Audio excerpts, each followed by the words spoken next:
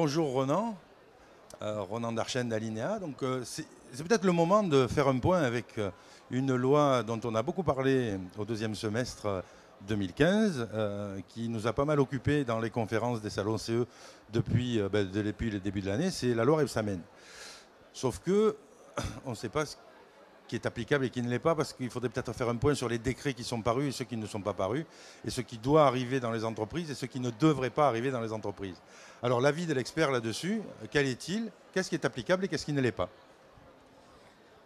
Ça va être très difficile de vous répondre en quelques mots parce que rien n'est clair. Quand je dis que rien n'est clair, effectivement, cette loi est parue l'été 2015, 17 août, avec un certain nombre de dispositions applicables dès sa publication, autrement dit 19 août, avec donc cette démarche de simplification des instances représentatives du personnel, et notamment, c'est la mesure qui a été le plus mise en avant, l'élargissement de la délégation unique du personnel, en passant le seuil à 300 salariés et en incorporant le CHSCT. Mais ça va bien au-delà, puisqu'on est aussi pour les entreprises de plus de 300 salariés sur un regroupement possible des instances, sauf pour mettre tout cela en place, que l'on soit favorable ou non à la loi, on attend en effet bon nombre de décrets. Alors, ces décrets, très peu sont sortis aujourd'hui, on les attend, ils nous étaient promis pour la fin 2015, on voit à travers ce retard probablement quelque chose de significatif, à savoir que quand une loi se fait dans la précipitation, lorsqu'elle n'est pas préparée, eh bien, on hérite de difficultés techniques pour la mettre en musique. Et je pense que c'est ce que nous sommes en train de vivre avec les décrets. Donc très peu de décrets mis en place. Alors il y a des choses très simples. Un décret publié, c'est la possibilité, par exemple, de tenir une réunion tous les 2 mois et non plus tous les mois dans les entreprises de moins de 300 salariés.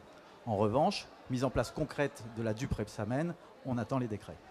Alors, on parlait tout à l'heure, avant l'enregistrement, des effectifs, le nombre d'élus, les décrets pas sortis, pourtant certaines entreprises s'y sont mises. Est-ce que vous pensez que ça va encombrer les tribunaux? Encombrer les tribunaux, peut-être pas aujourd'hui, parce que peu d'employeurs en fait se sont précipités sur la DUP Rebsamen, je pense qu'ils l'attendent.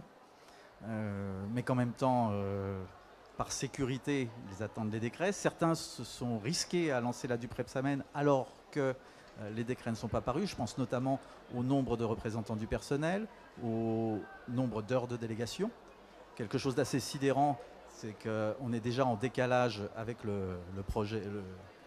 l'avant-projet de loi, le projet de loi et ensuite le projet de décret, puisqu'on a sur ces points-là, typiquement, depuis début 2016, un avant-projet de décret.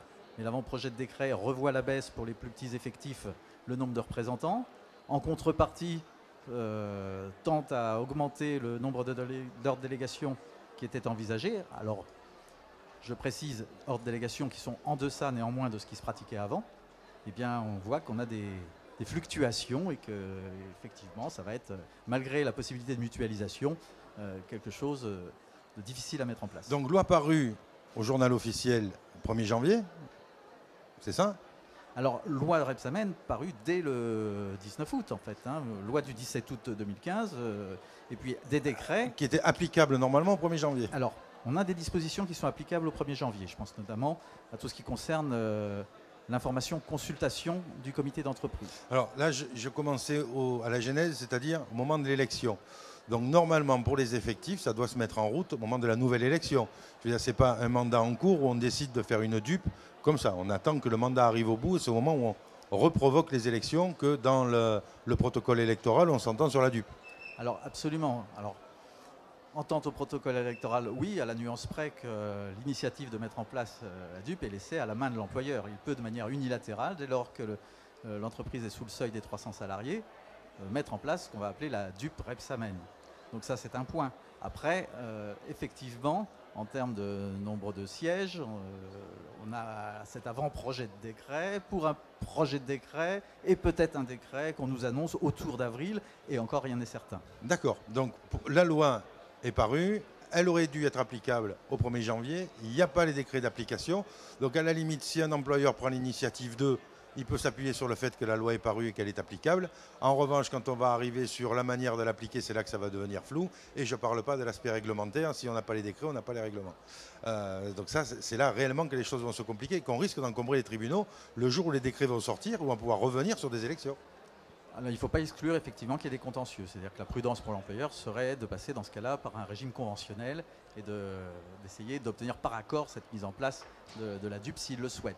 Après, il n'est pas certain que les représentants du personnel y trouvent grand intérêt, sauf à ce que leurs moyens soient par ailleurs démultipliés, ce que je ne vois pas non plus dans les autres éléments de la loi Rebsamen. Donc je pense qu'on va reparler de la loi Rebsamen et de son application au mois de septembre, parce que peut-être que là, quelques autres décrets seront sortis et qu'il y aura une loi votée au mois d'août qui sera peut-être applicable en septembre de l'année d'après, puisque peut-être que les décrets seront enfin sortis. Est-ce que c'est votre vision de la chose avec votre habitude? Alors, j'essaierai de regarder plus globalement en me disant qu'on a quand même un vrai souci, c'est-à-dire qu'on a une déferlante de réformes en matière de législation du travail.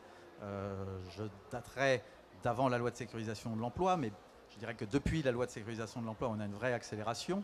En 2013, 2014, 2015, avec la loi Rebsamen, on nous promet une réforme du Code de travail d'ici 2 ans, mais on s'aperçoit que 2 ans, c'est déjà trop loin et qu'il faudrait intervenir sur l'aménagement du temps de travail, la durée du travail, sur le droit du licenciement dès cette année.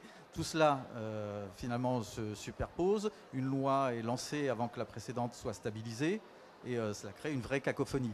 Entre-temps, on attend des décrets. Il faut voir que, par exemple, nous avons, à travers la loi Macron, des dispositions qui viennent simplement reboucler des points qui n'avaient été pas vus sur le CHSCT lors de la loi de sécurisation de l'emploi de juin 2013.